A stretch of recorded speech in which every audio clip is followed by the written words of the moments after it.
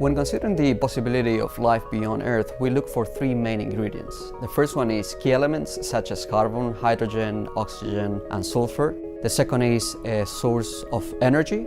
And the third, and perhaps most important, is the existence of liquid water. Water is a necessary solvent in all chemical reactions that have to do with life. Energy is required to drive these chemical reactions, and organic matter is the material from which all life that we know of is made. Life as we know it requires liquid water. Scientists believe that life on Earth started in our oceans. Now, through our exploration of the solar system, we've realized that the moons around the giant planets have the right conditions, that there could be liquid water underneath their surfaces. And so that really sort of expands our whole concept of where you could have a habitat, where we might find life. Water is fairly common in the universe. We've seen traces of water in large molecular clouds between stars. We've seen traces of water in protoplanetary disks. We've also seen traces of water as water vapor in the atmospheres of giant planets around other stars. And we know that water is in the atmospheres and interiors of our solar system's giant planets. So we know that water is ubiquitous throughout the universe. As far as liquid water, that's a little less common. Earth is the only planet in the solar system where we see liquid water at our surface. Moons such as Enceladus and Europa may have liquid water beneath layers of ice. We're really expanding our understanding of what makes a place habitable. Instead of just looking for an Earth-like terrestrial planet that's a very specific distance from its star, we're learning that there can be hidden habitats that are underneath icy layers, and they can be a lot further out from the sun. So we believe icy moons in the solar system actually harbor kilometers-thick oceans underneath their icy surfaces. These icy moons and their subsurface oceans may be some of the best places to search for life elsewhere in our solar system.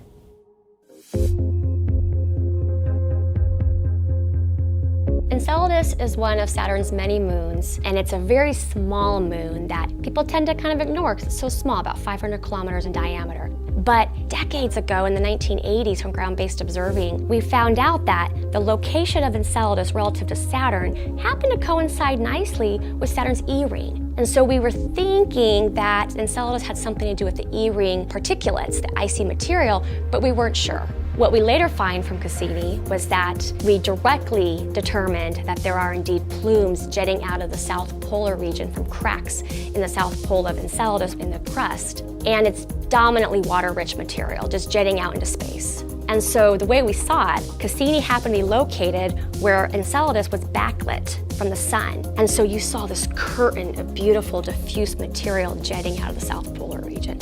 Quite breathtaking, actually. Even more, we were able to use the different complements of instruments on board Cassini to go after the chemical composition of the plumes. And that's where things got really interesting. So number one, that's because of liquid water. There's definitely a liquid water reservoir. It's subsurface below the icy crust, but that is there. Number two, the chemical composition of the plumes told us that there's a lot of organics, things that make up amino acid and things on life that are very interesting. And number three, what we were really looking for is a source of energy. On Enceladus, photons from the sun aren't going to work because you can't penetrate the tens of kilometers of icy crust to get down to where the liquid water reservoir is. But what Enceladus does have is hydrothermal vents. It's very hot into liquid water that has a lot of analogies with the ocean floor, where we have a form of releasing chemical energy via something called serpentinization. And so we think that Enceladus might have that potential to have an energy source being chemical, not sunlight. And so you put all that together, and Enceladus has all the ingredients, or most of what we need for life. That makes it a very astrobiologically interesting object to study.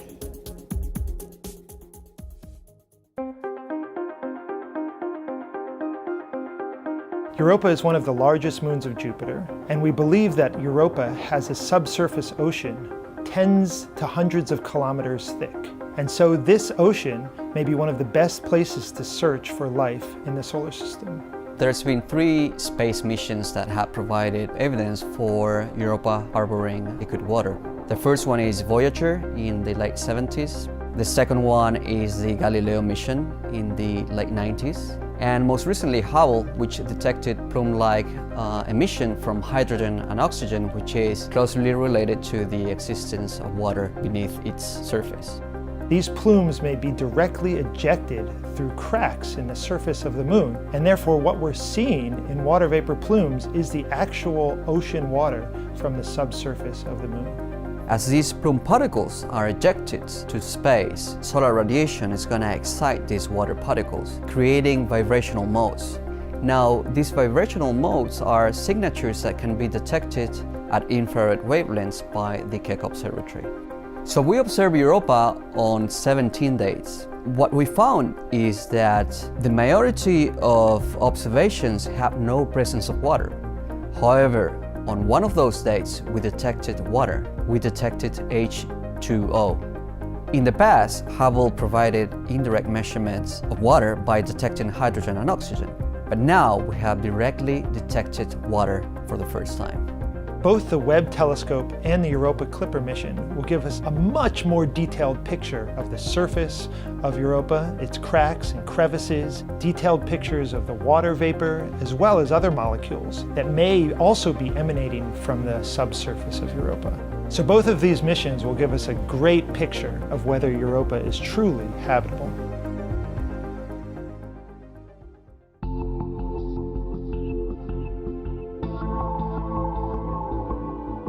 Titan is a moon of Saturn. It's the second largest moon in the solar system, and it is about 2 times larger than Earth's moon and actually bigger than the planet Mercury. And Titan is also interesting. It's the only moon in our solar system with an atmosphere. It's surrounded by sort of an envelope of gaseous nitrogen, just like our own Earth is. Titan was first discovered by telescope observation back in the mid-1600s. The first spacecraft observations were made of Titan during flybys through the outer solar system. That was in the late 70s and in the 80s. But we really were able to explore Titan in depth with the Cassini-Huygens mission. The Huygens probe was dropped into the atmosphere of Titan, and it made measurements of chemistry, and it took images as it fell to the surface. And that was back in 2005. And since then, the Cassini orbiter made over 100 close flybys of Titan. Cassini, in its design with the different instruments, we purposely were picking instruments that could go into longer wavelengths into the infrared so we could really understand the moon. We were able to basically peel back the layers of Titan to really see what was below, and it was remarkable, very Earth-like. The landscape is similar to Earth's in many, many ways, but with a little bit of a twist. So on Titan, you can find dunes, you find lakes, there are river channels. The atmosphere is very dense, and you can get clouds and smog, and you even get rain. We saw winds, we saw seasons, and one really important thing we saw was liquids pooling in the polar regions on the surface, a lot of it. But because Titan is so cold, those features are all made of very exotic materials compared to what we would find on Earth. So the lakes and the rain are made of liquid methane.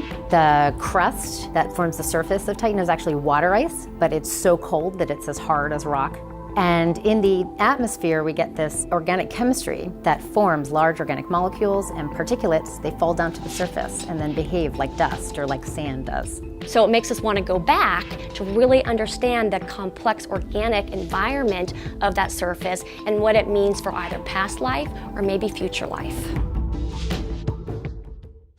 Dragonfly is a mission that was just selected by NASA to fly to Titan and arrive in the mid-2030s. Dragonfly is going to make a whole bunch of measurements to help us understand the environment on Titan and its potential for habitability. We'll be taking measurements of the atmosphere. That includes things like pressure, temperature, winds. We'll probe the surface to try to understand what materials the surface is made out of. We'll also be drilling into the surface to look for the types of organic molecules that are present and to try to see if we can find any examples of compounds that mimic the types of building blocks we know we need for life on Earth.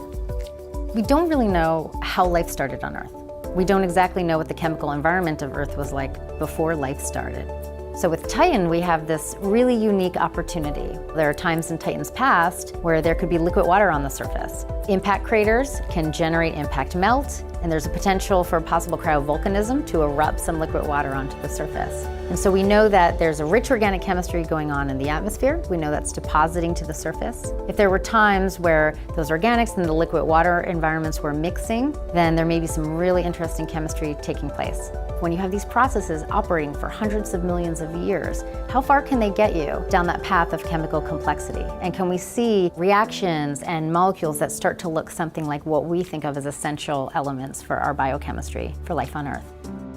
In the future, looking forward as opposed to looking back and thinking about Titan as a chemical laboratory for the prebiotic Earth, I like to look forward thinking about what's going to happen when the sun evolves and warms up and the habitable zone actually moves out to where Titan is. And it will. You have all the organics, you're going to have a source of energy, all we have to do is melt the frozen water and we're going to have a pool of organics just embedded in liquid. Titan might actually have a chance at that point to harbor life.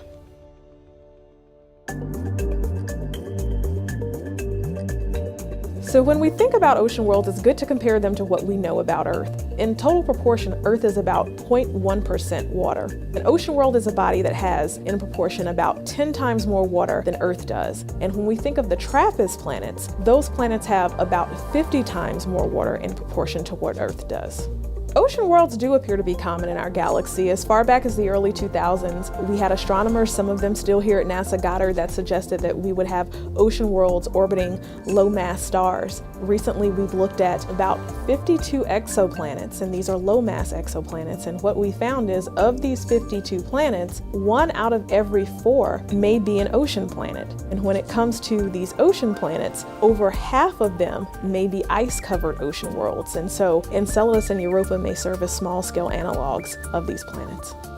So there are a number of different ways to search for life on planets around other stars, but the key method is the study of the atmospheres. We can search for signs of life, biosignatures we call them, things like oxygen, water vapor, carbon dioxide, even more unusual biosignatures, things like chlorofluorocarbons or other things that are only produced by intelligent life. By looking for these key constituents of planetary atmospheres that signal life, we can discover life forms on other planets that we could never actually visit in our lifetime. So this is very analogous to how we study the atmospheres of moons and planets in our own solar system, and really makes the connection between studying the plumes of Europa and the atmospheres of planets around other stars. What I would like to see is the definition of a habitable zone expanded. We don't want to keep thinking too narrowed about liquid on the surface, but broaden the scope and really try to embrace other worlds that might seem too far from the host star and frozen out when they really aren't frozen at all. At great depths, they harbor a warm, hydrothermal-driven, liquid water environment.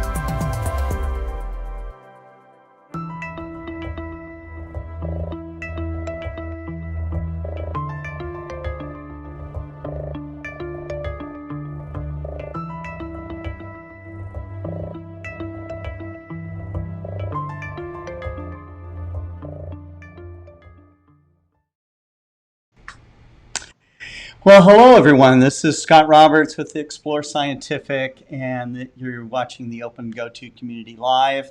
I'm here with Jerry Hubble and Wade Prunty, and in a few minutes here we're going to have Gary Palmer from the UK coming on. He's got something amazing to share with us, but you've got some amazing stuff to show too there, Wade. Let's get started with you. And today I was kind of blown away by this amazing image that you made of the North America Nebula. And what's the backstory on this? Well, hey, thanks first off for having me on today. It's pretty awesome. It's awesome that you're here. So yeah, so a friend of mine sent me a monochrome camera. This is first time I've ever used a monochrome camera, and I did a few images with it, and I wanted to do something, really. I wanted to push the limits of everything that I had done so far. Mm-hmm. So, I said, I'm going to pick a target and I'm going to go after that target for as long as I can, as long as I can keep the camera. So I shoot from my backyard mostly, and I have a very, very small window to shoot from out there. So I thought, okay, if I'm going to do this, I'm probably going to need to move it to the front yard. So I pulled up Sky Safari and I started going through it and looking at what targets are out in my area right now and in my field of view. And so, the North America Nebula was just perfect, where the moment it got dark, it was available, and it would stay in my field of view all the way until the sun came up.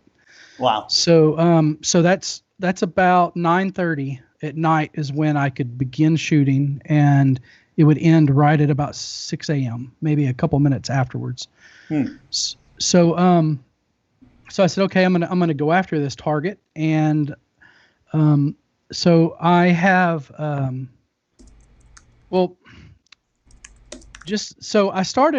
when I started doing this, I haven't been doing this that long. I started out with a wide field setup, and I had a little star tracker mount, and I live in Bortle 9 skies, and I'm new to this. A year ago, I didn't know the name of any constellations or stars. A year ago. So the only thing I really knew about anything to do with our solar system was that I felt bad for Pluto, what they had done to Pluto. So I got this star tracker when I first started out, and I went out and I set it up, and I got my DSLR camera hooked up to it, and I pointed it to the sky, and where's my target? How do I find this tiny little thing up in the sky that I'm supposed to be shooting with it, right? Right. I mean, it might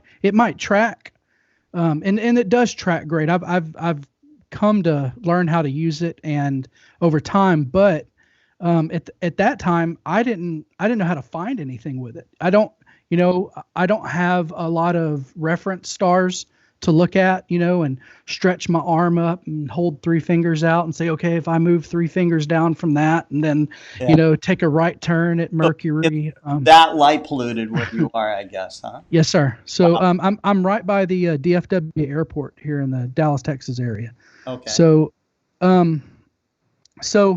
I started looking. I said, well, what could I do? What could I get that could help me with this? At the time, I had just started using plate solving with my bigger mount. And I said, okay, well, I can plate solve this. If I can't find it, I can let the software find it for me, right? Right.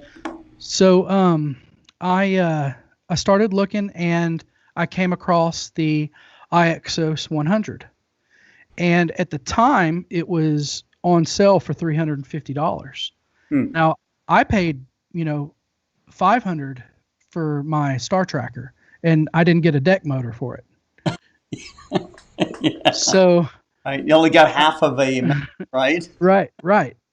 So I said, you know what? I'm gonna get this. So I ordered it through the Explore Scientific website, but during this time, no one has equipment.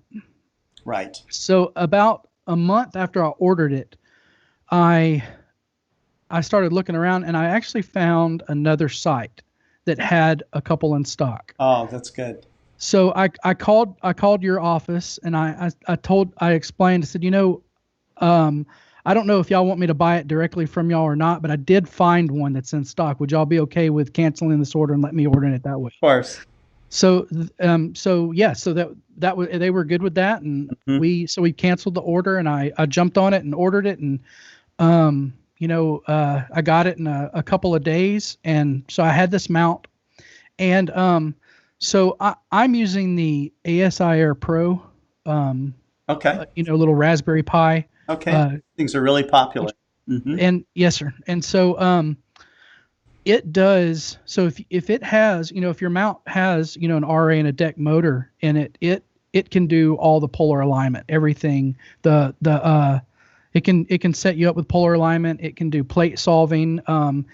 it can, it can control if it can control your camera, if it's a supported camera, then it can do all of that. It can take the photo, it can look at that photo and determine where you're at and move and make corrections and do that. So I got on and I set it up and I got it hooked up to the ASIR Pro and took it out. And, the first time I was able to use my wide field setup, it moved and slewed and aligned and took a photo, and there it was. Yeah, cool. So I was really excited about this. And so I've taken a few photos. I've taken a few images of the Trifid with the Lagoon Nebula and all of that in there. And I actually did one with a DSLR with a Canon T3i of the North American Nebula. Okay. And it came out really good. It's a one-shot color though. And so in my area, I'm still it's the light pollution is so bad that it takes a lot of work in post-processing for you to see something. So, well, I got this monochrome camera from a friend of mine, and I've been shooting it on another system, and I wanted to do this project, but I want to do it in the front yard. Well, the best equipment to use is the wide field shot, and it's something I can set up and take down every night, right? Every morning when I get done. So that's what I did. I got it all set up and went out with it and started shooting. And I didn't know how long I was going to go. I wasn't sure, I knew when I had to send the camera back, but I didn't know how the weather was going to be. The weather's been really weird this year. Usually, July happens and the sun comes out and you just cook until September. Well, we had storms and everything through July and clouds randomly. So I wasn't sure how long I was going to be able to image it. I knew that I wanted to go past 20 hours.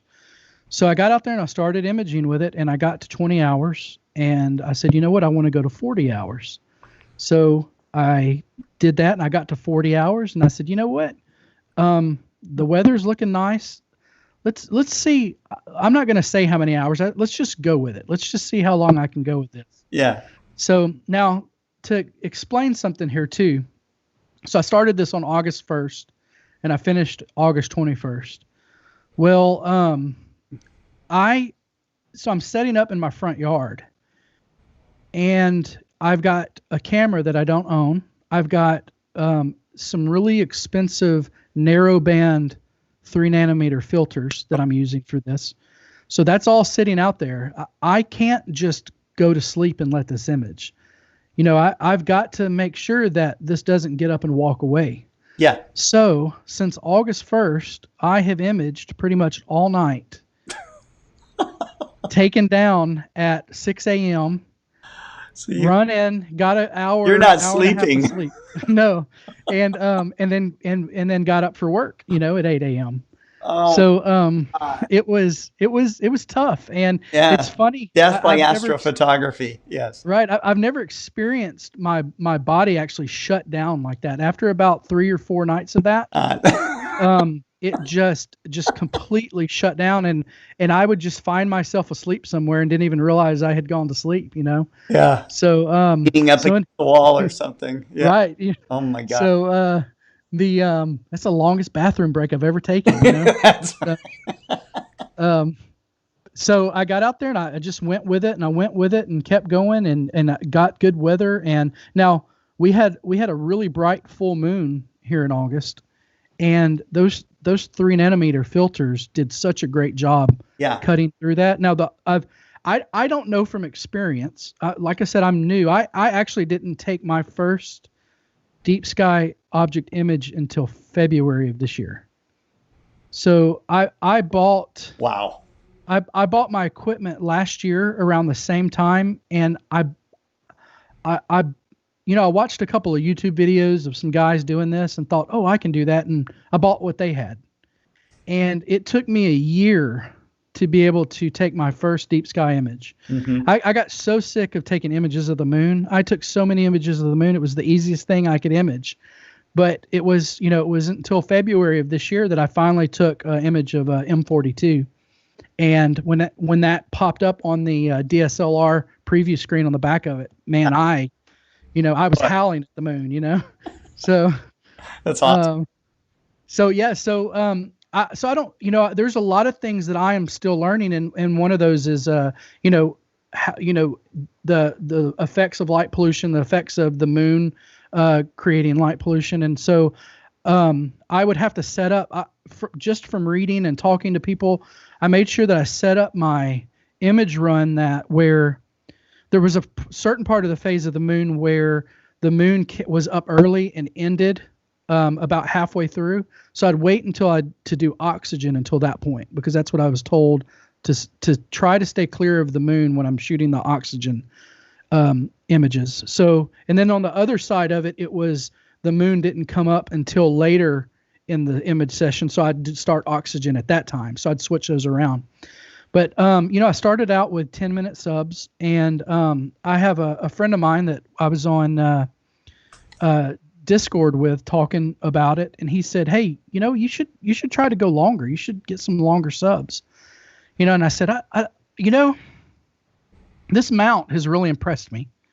I might be able to get longer subs out of this. So, one night I decided, this could be a ruined night of imaging, but I'm going to go with it. I'm going to try for 30-minute subs. 30 minutes. 30 minutes. So I set it up and started, and after, you're even with a 10-minute sub, you're sitting there and you're like, what is this going to look like? Is there going to be, Oh, yeah. 5-minute subs. What are you talking about? Right. Is Elon going to be waving to you, through it?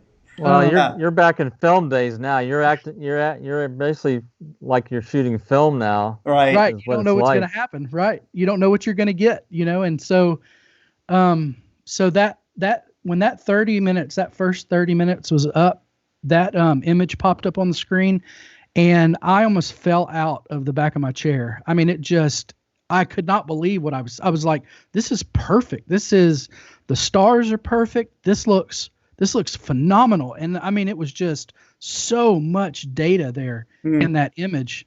And so I said, okay, well, I think I'm going to run with this. So I ran another, I got, let's see, I have it here. I got 23 and a half hours of 30-minute subs with that. So, it performed. So I got, sorry about that. I got, I think it was around 23 hours, 23 and a half hours of 1,800 second subs out of it. So, and I eventually I got 82.8 hours of 600 second subs. So 10 minutes. So my total on the whole thing was 106.3 hours. That's what I got. That's amazing. That's a long time. It's a long exposure. You don't hear about these kinds of long. I mean, it's rare. It really is. I'm sure people have gone beyond that, but wow, I hear 40. I hear 40 kind of 60, is the it may be 60, right? But I'd never seen an image from anyone that I knew for sure was over that. So yeah, this was and I had to learn actually how to process it. I mean, it's only today is the 21st. So I mean, I actually finished at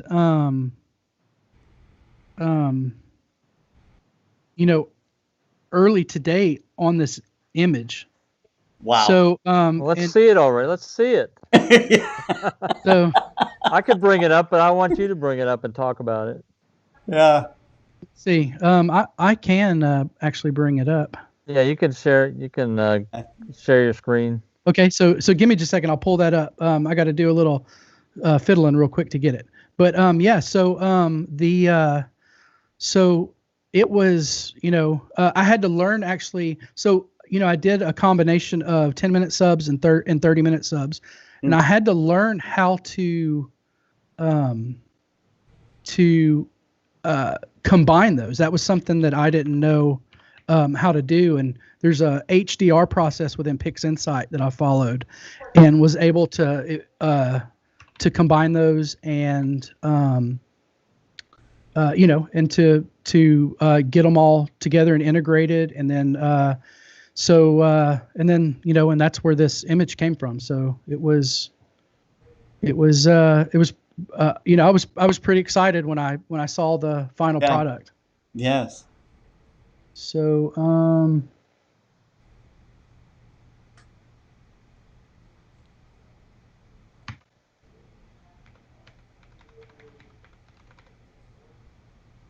I apologize. I am. That's all right. Just take your time. I discovered this image this morning when I got on the forum and sent it to Scott and me and say, hey, you need to look at this. And I'd been talking to Wade over email about a couple other things. This image is definitely worth waiting for. So let's see. All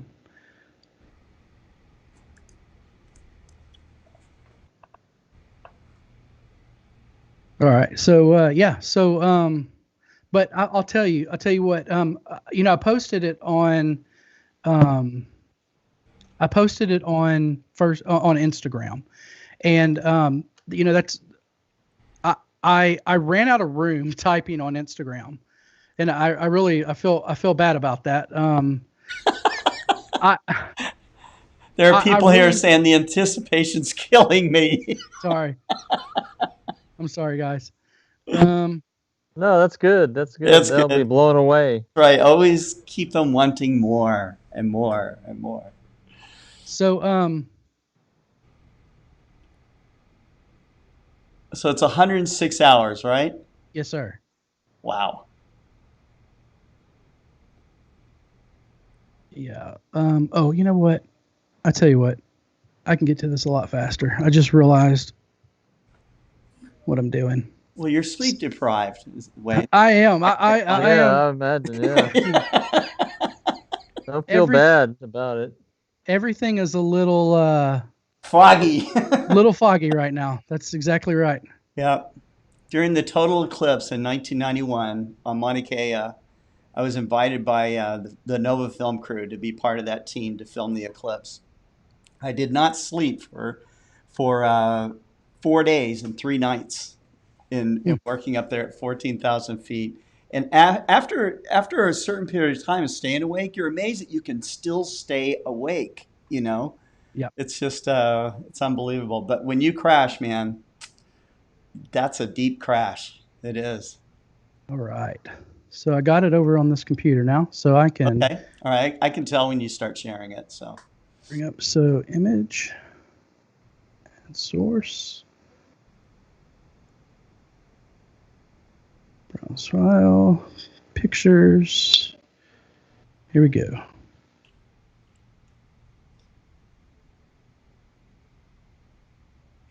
Okay, now this looks really zoomed in. Oh, wow. There it is. So here I'll get my ugly mug out of there. Your Skype camera is blurring it out. Is it really? Okay. Yeah. You got the background. Of course. Right. You got 100 hours, but you forgot to focus. That's right. Yeah. Come on. There we go. How about that? Wow. Oh, there it is. Holy Sorry about smokes. It looks so three-dimensional. Yeah, it's awesome. It's awesome. It looks a lot different than what you normally see.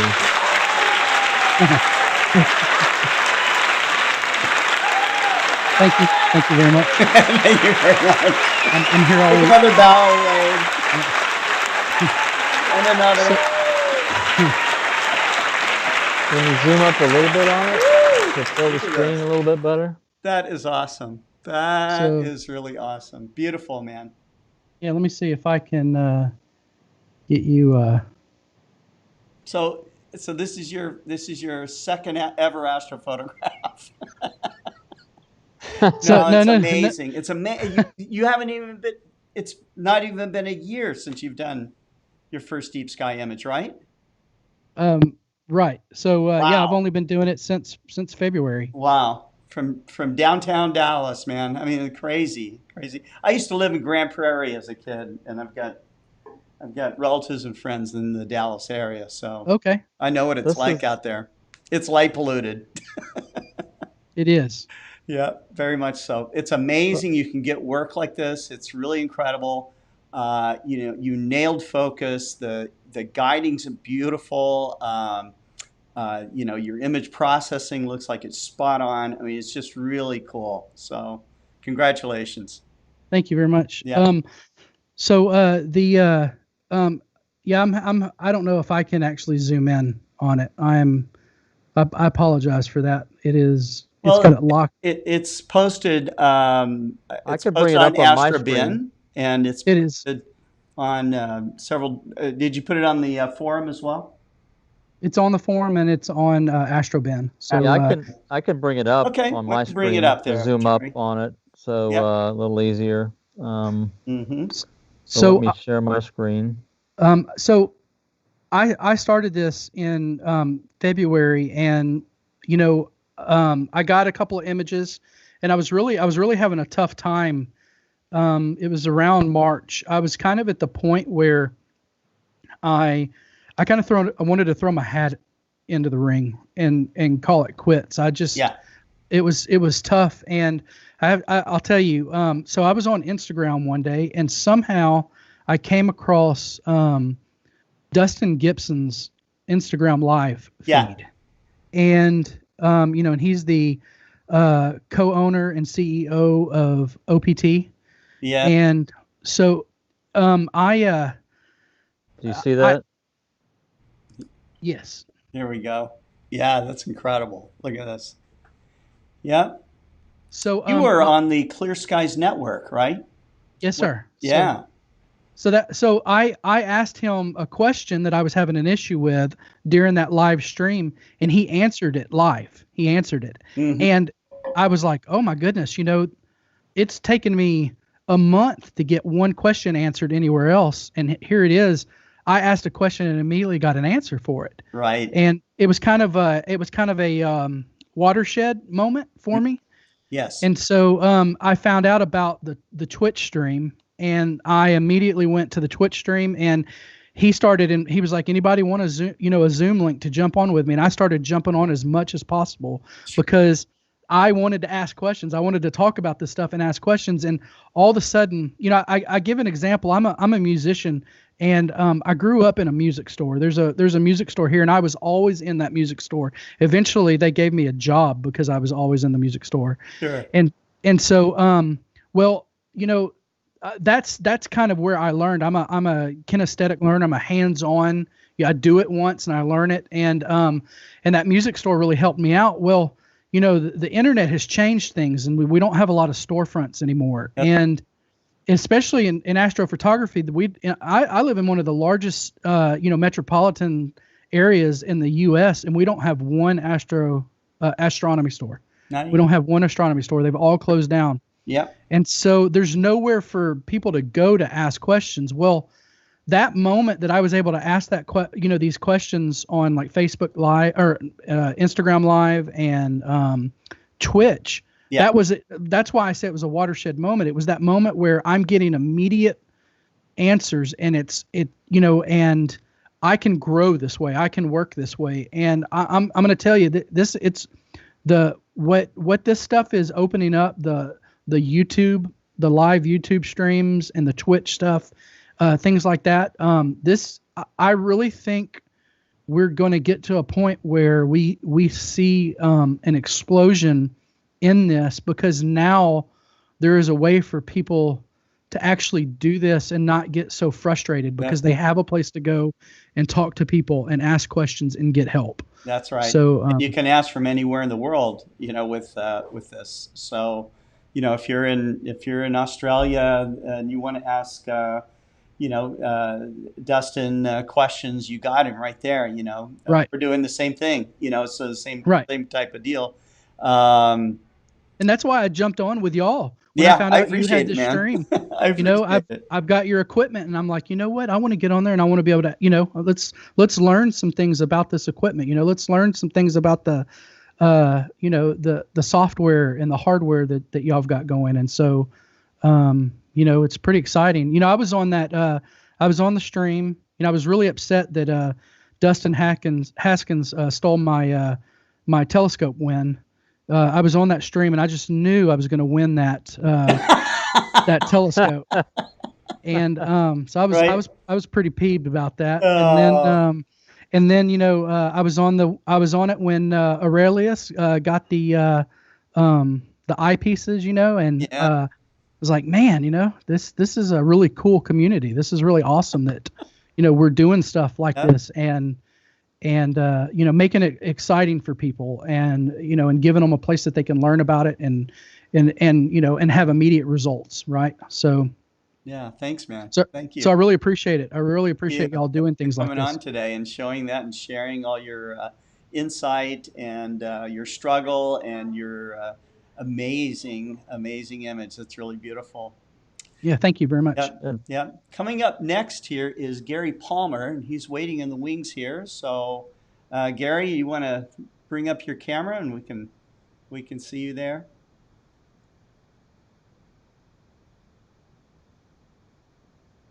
Don't see him yet. There he is. Hey, Gary. The camera should be on. How are you doing? Okay, I'm very well, thanks. At this point, this is the Gary and Jerry show. Okay, and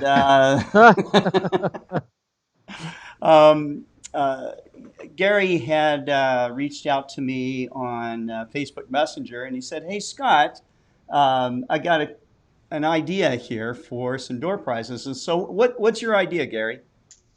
The idea is for you or Jerry to find a question. Yeah. And set a question I got two questions now that I decided on. I think that's and what we're going to do is do an hour online of image processing or equipment help. So that would be an hour online. Okay. Online with me to run through PixInsight. Astropixel to take processor, a master class, whichever your software is. All right. Or if you are the lucky winner and you are having problems with the equipment or setting it up, then we can run through all of that with you and maybe still pop in some image processing on the end of it. Oh, that's awesome. That's great. Wow. Okay. Very generous. Yeah, you wanted to offer a couple of those, so that's fantastic. And Jerry, so what's question number one, Jerry? And you just got to be the first to answer it here, right here in the chat, okay? And the first one that answers it gets it. And it's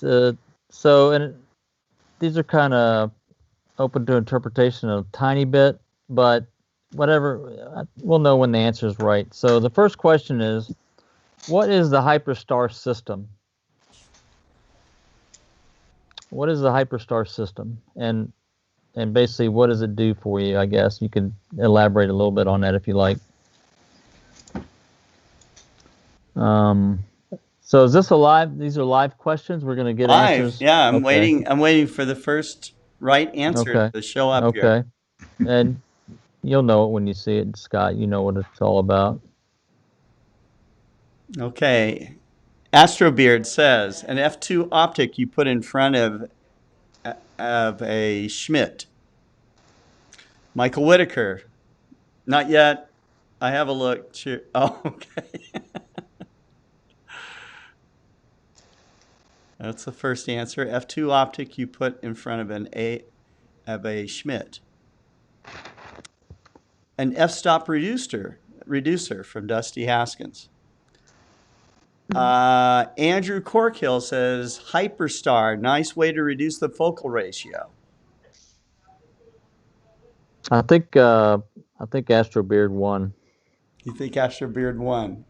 Yeah, that's you can elaborate more on it, but it's exactly that. It reduces the focal length of a Schmidt-Cassegrain telescope from f10 to f2. And Celestron scopes, they have a replaceable secondary, basically where you remove the secondary and you put an optic along with your camera right on the end of the yeah, the plate. Yeah. And all right. That's right. That's right. Congratulations. All right. So that was an easy one. That was easy. Okay. All right. So let's so we were going to do 2 of these. Okay. So Right. All right. So the next one is like some sort of trig. No, it's not quite like that. It's something you have to go. You'll have to go to our website and find the answer on our website. So okay. How much does the AR-127 Achromat weigh? How much does the AR-127 Achromat weigh? So it's the airspace doublet AR-127 F6.5 doublet.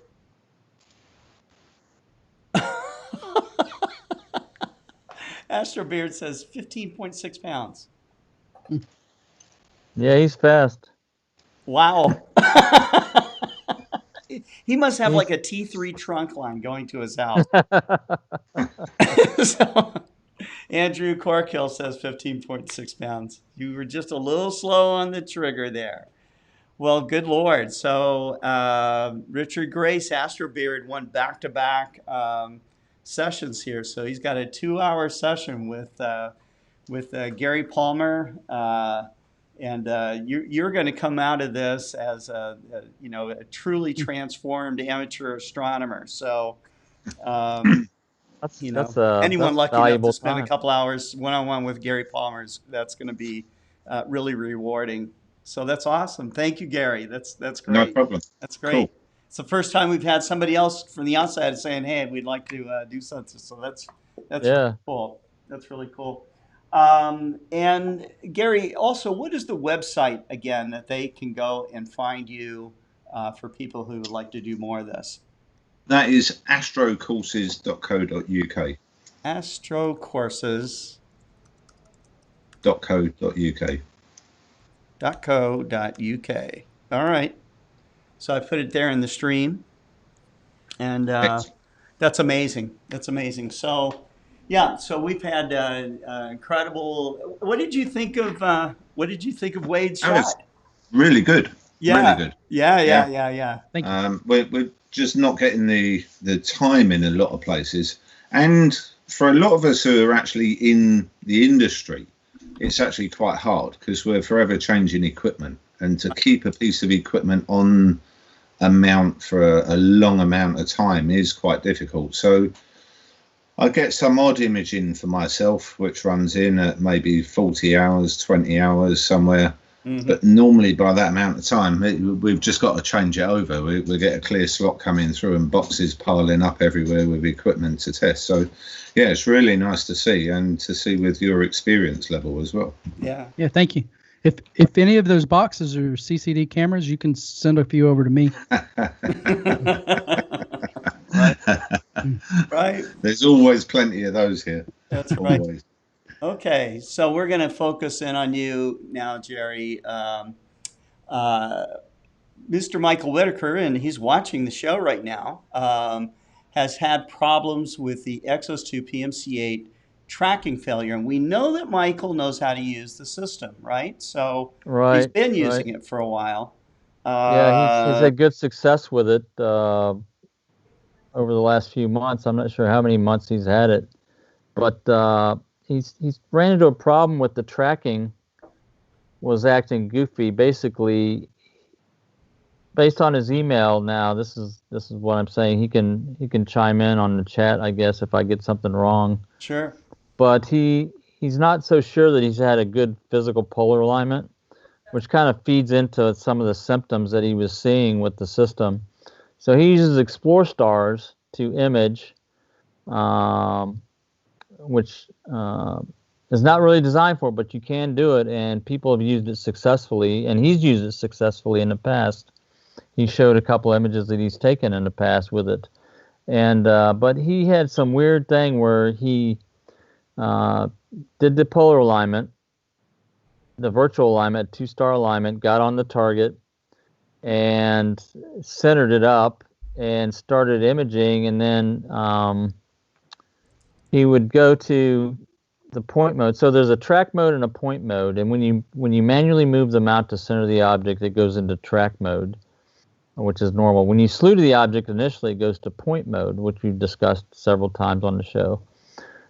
In point mode, all that means is that it's tracking the object based on the mount model that was created with the virtual polar alignment. So it's using that virtual polar alignment data to correct the mount in pointing when you're in point mode.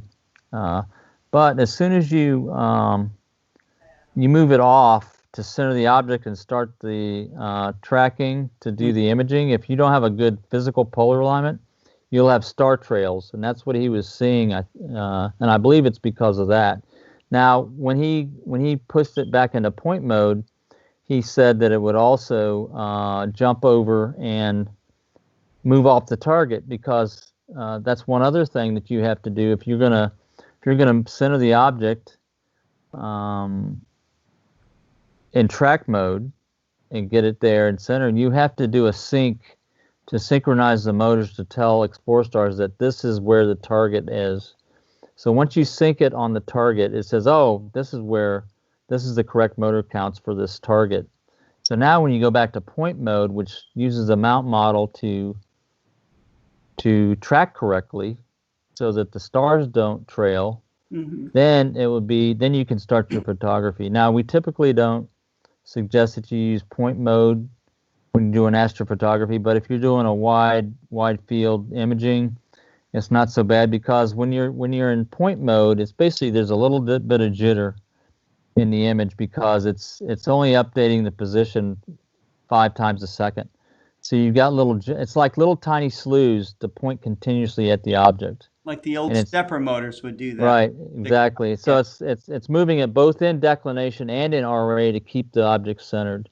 So that's what you'll run into. But, he's had success in the past. So you got to make sure that you sync the motor counts when you manually slew back to the target to sync it.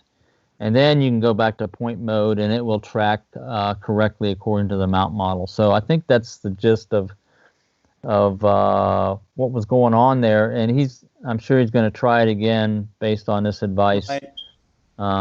Yeah, but if you get stuck, reach out to us.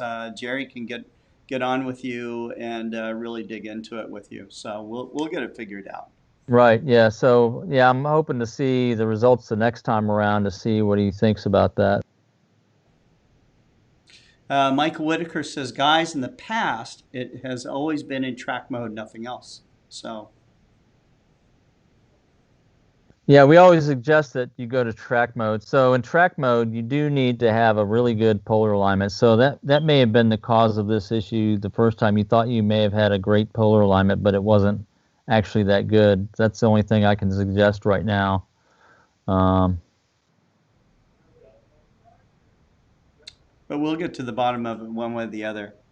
So, Michael, thank you for bringing that issue up with us, and we'll find out what happens, and then we can follow up on the show with it too. So, yeah. Okay. So, somebody said, Gary, that they couldn't get to your website, but I typed in astrocourses.co.uk, and I'm looking at a beautiful website with some incredible astrophotography on it. So you've got a whole course list here, which is really cool. Yep. Workshops, some information about you, images, contacts, links. If you are wanting to learn astrophotography from one of the best, you're definitely going to want to come here. So, anyhow, we have, as we have been doing the last couple of shows, Jerry's news item of the day. So what was your news item, Jerry? Well, I found a couple, but I'm going to bring up the one that there's this one for just real quickly. NASA powered up the Ingenuity Mars helicopter for the first time after the launch, which is pretty cool. And they say it's in good shape. They basically charged the battery system and powered it up, I guess, and checked out the computer system and made sure everything was working okay, as much as they can. So that's good to hear. Absolutely. The story I want to bring up. Fly on Mars. Yeah. I'm just... Yeah, here's the story I wanted to bring to your attention, and we talked about Oh, earlier. yeah. Yeah, I also put down that Jerry's not afraid of UFO abductions. So, right? Right. So, and it's No, always, after, you know what? It's always the guys that you know, the non-believers out there. They're the ones that get abducted because the aliens want to teach you a lesson. Okay. Right. So. Right. Well, I must believe at least a little bit to where I've never been abducted, so I probably got like a 1% belief. That's right. Maybe that, not even that much, but I've been under the sky thousands of hours and have never seen anything that I couldn't really explain, even if it takes me I'm a few minutes. an alien UFO skeptic. I mean, not that I don't believe there's life all over the universe. I do. Okay, I do. But guys, I've seen, and there's been some recent stuff. Okay, I'll take that. You know, and Jerry's going to show that's what we're going to talk about here. That seems to be the most compelling evidence that we have today that we have been visited by alien craft, right?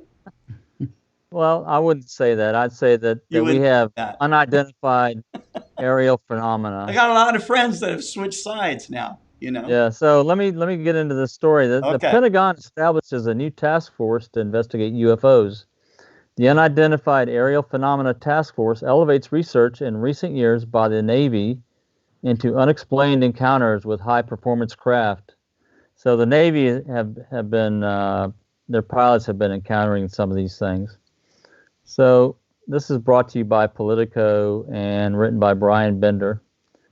The Pentagon, under growing pressure from Congress, said Friday it has established a new high-level body to investigate reports of unidentified aerial phenomena, UAPs, following multiple incidents in recent years of UFOs, or UAPs, reportedly intruding into military airspace. The Unidentified Aerial Phenomena Task Force was created by Deputy Defense Secretary David Norquist on August 4th, elevating an effort that since 2018 has been under the purview of the Office of Naval Intelligence. The Department of Defense established the UAPTF to improve its understanding of and gain insight into the nature and origins of UAPs. Pentagon spokesman Susan Goff said in a statement, "The mission of the task force is to detect, analyze, and catalog UAPs that could potentially pose a threat to U.S. national security." Now, you know, back in the 50s or 40s and 50s, there was a couple of, government programs that looked into UFOs, and Project Blue Book and Project Sign, I think, was another one. Mm-hmm. But I know a little bit about UFOs. I used to get into it when I was a teenager. So, but okay. So the new high-level attention was heralded by Lou Elizondo, who was involved in a previous Pentagon UFO research program known as the Advanced Aerospace Threat Intelligence Program, AATIP, that was wound down in 2012. That's a generic sounding thing, right? That program. Oh yeah. That's a very generic thing. Elizondo resigned in 2017 in part over frustration that senior Pentagon officials were not taking seriously enough. Imagine that. A series of unexplained encounters, including those experienced by pilots flying off the aircraft carriers USS Nimitz and Theodore Roosevelt in 2004 and 2015, who reported unknown aircraft maneuvering in ways that appeared to defy aerodynamics. And I think those are the videos that we've seen. Yeah, they're actually on I've never seen such videos on a military website before, I grew up as a military brat. For them to put this up on, it's on a us.mil.navy or NV or whatever website, okay? The Navy putting this stuff out, okay? Not some pseudoscience website, not some what if website or ancient aliens or whatever that stuff, And I grew up reading that stuff too, Bermuda Triangle stuff and all the rest of it as a teen. absolutely a believer in life throughout the universe, but have we been actually visited? So you talked about having some sort of poll or something, Jerry. So maybe just from the people listening right here, right now, yes or no, do you believe that that we have been visited by alien craft? Do I believe? Let's. No, You I don't don't. believe it. Okay. All right. Mm. All right. Now I've got these videos. I forgot to share my screen when I was doing this, reading this article. But I've got it now. Okay, we got this a no, video. a yes, a no, a yes. We're going to be visited. Oh, we're too boring. Not we're going. We're too boring to be visited. Okay. I know nothing. Okay, he won't say. An I don't know. A no. Here's the video. I got it on screen if No you want to craft, share it. microorganisms from asteroids, etc. Yes. Okay. Another one. Yes. Pretty divided. No, when they are intelligent, they will not come. That's my point. You fly over here, okay, you see one country committing genocide against another country, and we're polluting like crazy and all the rest of it. Are you going to go down there? Oh yeah, by the way, we have a pandemic going on. You going to go down there? I don't know. Right. Yeah. Chuck Lewis points out something very nice here, but it's arrogant to think that we're the only intelligent species in the universe. I will go along with that one. I'll go along with that one. Yeah, my question is just how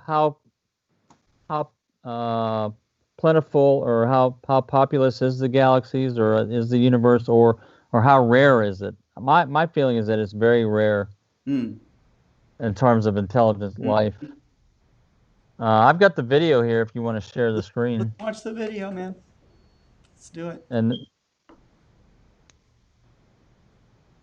I saw the video. I was like going, what the heck is this? Yeah, so I'm not sure how clear it is. Image through FLIR, right? Yeah. Now you're Actually, a pilot, Jerry. We got Chuck Lewis on. We got various people on here that probably know what FLIR is. Yeah, it's forward-looking infrared camera. It's basically a camera system that looks at heat. It's got a telescope on it. It's basically a telescope also that you can zoom up or a high lens system. But it looks like, trying to read if you can see the. Ken Noble says, "I keep telling you guys, you are not. We are still among you, blending in." I don't think you're sharing the video. I don't see it on the YouTube screen. No, I'm not sharing it. I'm actually being controlled by aliens right now. Here we go. Okay. I'll start it back. Yeah, start it back up. Okay. Okay. Actually, back at the beginning here. If you're a pilot, and you are a pilot, Jerry, you've got a FLIR, and you see this, what do you think? Well, first of all, you got to understand if you got a way to measure the distance, so you know what the size of the object is. That's the biggest thing. It's not going to be something that's like 100 meters long in the air, moving at Mach 5. Like some people report. It looks like it's that big, but to me, this is just a blob. It's no different than a smeared star. Shape, though. Well, it's kind of oblong shape, and my feeling is that that's some kind of a high-speed drone system that they're testing, that the military's testing, and they sent out a couple of Navy pilots to intercept it to see what their response would be. Yeah. That's kind of what I think it is in both the instances. It's hard to say. They don't really tell you how fast this thing's going. But I don't know if there's I don't think they give a lot of explanation at all. They just put the videos up, right? Yeah, right. Exactly. That's the problem. There's no context to the video. You could say it's almost anything. Yeah, but it is different that the Navy put it out, Right. Well, again, the government maybe wants us to think it's UFO because they don't want to know that we've got real stuff like this that happens, or that new drone technology that can do this performance. So they say, we don't know what it is. Maybe it's a Russian thing, or maybe it's a Chinese military aircraft. We don't know. And that's what they tell the public. That's just my personal thoughts about it.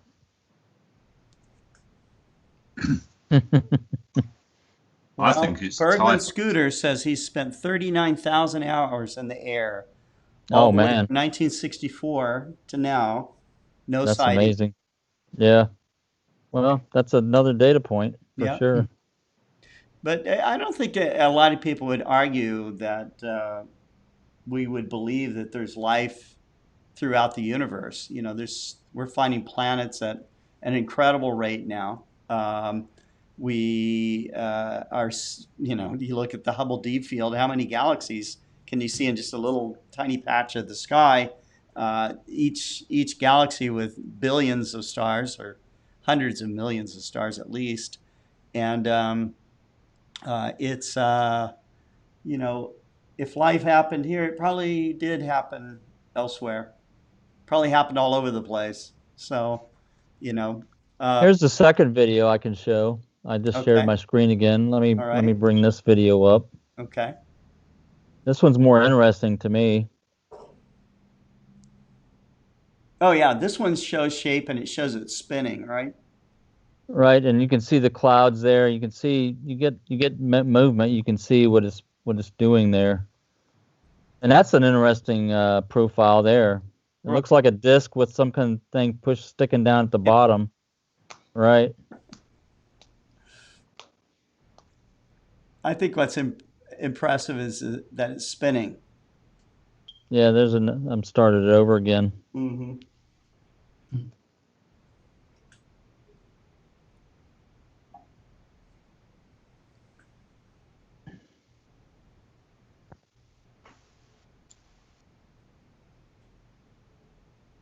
So that's cool. Yeah. Well, I have friends that are on both sides of the fence about this. I'm not one to say no matter what. You know, if I had an experience myself, you know, that I could not explain, then perhaps I would be more convinced. One of my friends is Stark that made. He made some image Stark was called Stark. It's image processing software, and he is a brain scientist at University of California in Irvine. It's Craig Stark. Craig Stark. Craig Stark. That's right. Yeah, he had Stark Labs. He created PhD too. Right. So you know something I don't tell a lot of people, but my mother suffered from schizophrenia. Had it most of her life, and as she got older, these schizophrenia moments could get more and more intense, to the point of where she could see people and things happening in front of her that was completely believable. You know, now she understood that they weren't really there, but I asked Craig while he was imaging one night. We were together in Julian, California, and I said, "What are the odds, Craig, that a perfectly mentally healthy person has only one time in their life, okay, where they have a full-blown schizophrenic episode, and it's something that they're afraid of, okay? They see a ghost, a demon, a flying saucer, aliens, okay, or something totally benign like people just walking across the street, but that aren't even there, okay? What's the odds that is possible, that you have it one time and you never have it again, okay? He said, that's totally possible. I said, okay, so this person, could they sit down and pass a lie detector test? And he said, absolutely. Mm-hmm. So this is something, these are the frequency of reported activity. Probably some of it has to be something like that, okay? Now, could it have happened? Could we have been visited? it would probably, I think, also fall in the rare category. So, but we don't know the answers to these things yet, and I think it is very, very interesting that the Navy has released this stuff. There are definitely governments that are on the side of yes, we've been visited, they're here, and I wish they would just share the evidence that convinces them.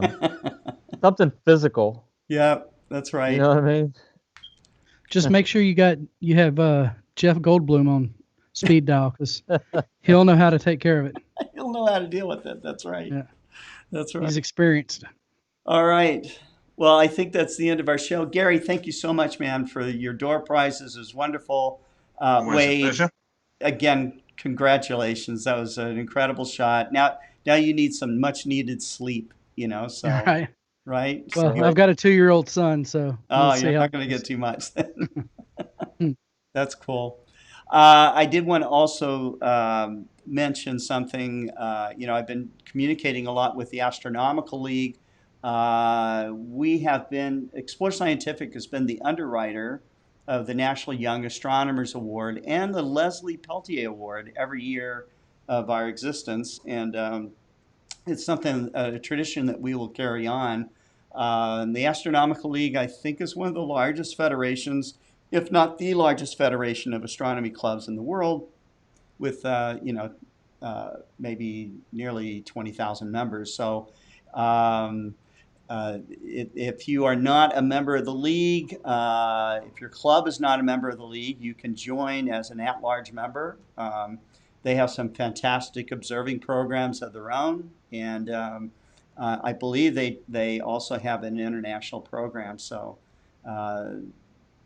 anyhow, check out. I think you go to astroleague.org, something like that. I will double check that right now.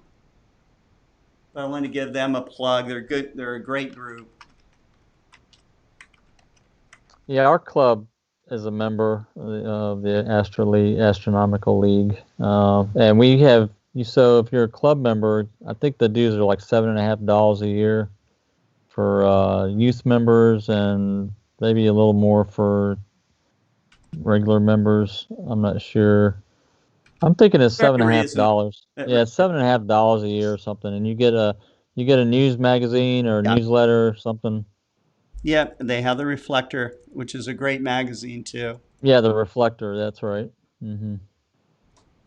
And we have some great people coming on for Virtual Star Party 4. Gary, if you're up for it, we'd love to have you. Wade, if you want to join, be on the air with us, that would be great. We will be on the Clear Skies Network at that same time. So I think that probably Dustin Gibson might come back on. We are inviting the other amateur astronomers to join. You can go and buy a $0 ticket and sign up for it. So we're real excited to bring that forward. Kelly Beatty has committed to doing at least a 7-part series, on the state of amateur astronomy. And we are being joined by other... That's interesting. Yep. We're being joined by other, prominent people out there. So I'll give a full rundown on it this weekend and put it out on the social media on Facebook and also on our website. So, but I do really appreciate you guys being on with us, and live long and prosper, everybody. So, and have a great weekend. Yeah, it's weekend time. Take care. Yep. Bye-bye. Have a good one. Thank you. Bye-bye. Thanks again.